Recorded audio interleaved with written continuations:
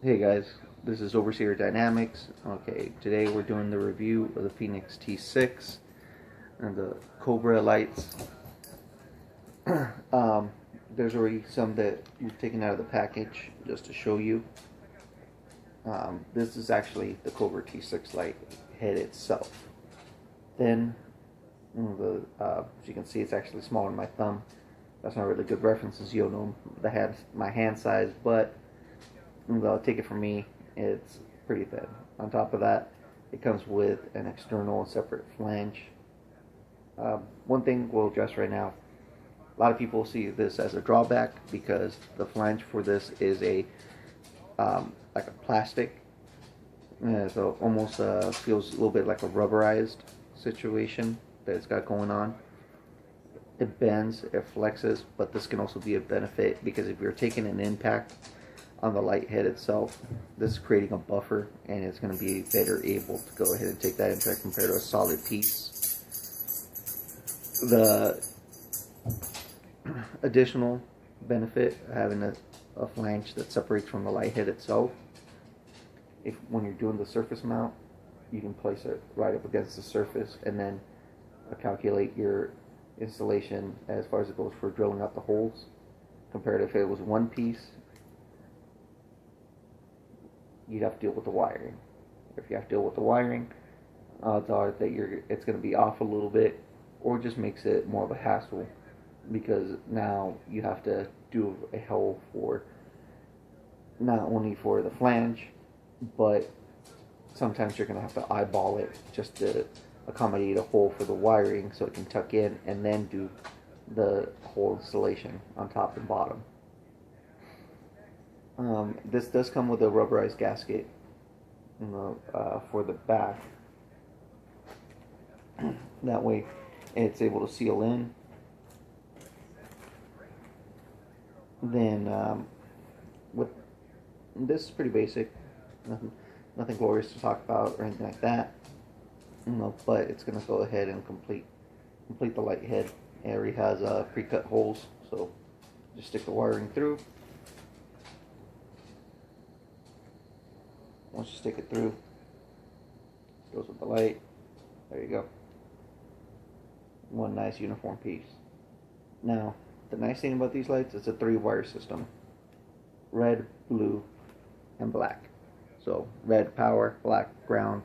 Blue actually works as your selector for your light pattern, but then additionally, it also works as your sync wire. So after you pick the pattern, and you want to sync to light heads up, you just got to make sure that those wires are touching, and the blue ones that is, and then they can work together or in a alternating pattern. Now the lights that we ordered actually are the T6s, but they're in clear or white. It's a nice little color sticker in the back in case you ever got confused as to what color they are. These will be mounted on the side of a couple push bumpers, and for for alleyway or clearing. Once we decide which pattern they're going to go with, as well as what other applications we may be able to use them for, we'll put up an additional video showing maybe some of the patterns, or if not, at least how good the spread is, or how much amount of light they're putting out compared to, let's say, a spotlight or even a standard flashlight, as well as see what the distance are on these. Now these are tier optics compared to linear optics. So for those that are not quite clear on what the difference is tier is supposed to have more of a punch, more of a directive light on it, so it's supposed to shoot a little bit further and to concentrate the light more in that area. Linear is supposed to be more spread out, has better almost like a flood kind of capability, but the drawback is that obviously since you're spreading out the light more, it has less of an impact in direct line of sight. But the nice thing is that you're supposed to be able to see it easier at different angles. So it's kind of give and take on which one you take or which one you use. But with this light head, one thing you'll notice is when you buy it, is that it actually has a lot of these little indent and creases, so it's supposed to create greater disbursement for the light. Now, whether this is going to happen or not, we're going to have to wait and test it out and see.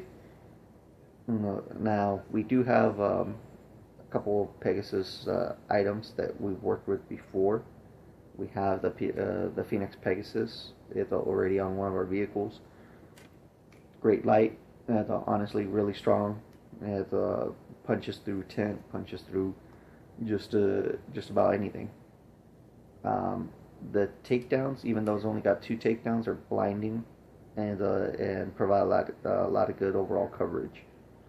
And, even compared to other takedown lights that we added aftermarket to the vehicle, just to see if we could create more of a more wall of light situation. Those takedowns on the Pegasus just seem to punch through a lot better for some reason. Now, one thing about this light is that it's super thin, but it feels sturdy. It's not flexing, it's not giving way.